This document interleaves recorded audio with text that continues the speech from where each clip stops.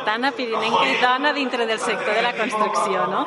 La veritat és que és molt positiu perquè no abunda, no? Lleidatana, pirinenca, dona dintre del sector de la construcció i la veritat és que té molt bona rebuda i obre portes, obre camins. Jo crec que la gent de territori tenim, com he explicat a la meva ponència, uns valors molt determinats i això ens porta a empatitzar molt, a ser pròxims amb la gent i que la gent es trobi còmodes amb nosaltres. Per tant, jo crec que qualsevol, més que dona lleidatana, pirinenca. Nosaltres hem arribat l'empresa dintre del nostre territori i ara la nostra expansió o el nostre creixement passa per l'expansió territorial i posa en qüestió el nostre propòsit, que és dinamitzar l'economia del Pirineu fent el que ens agrada, que és la construcció, no?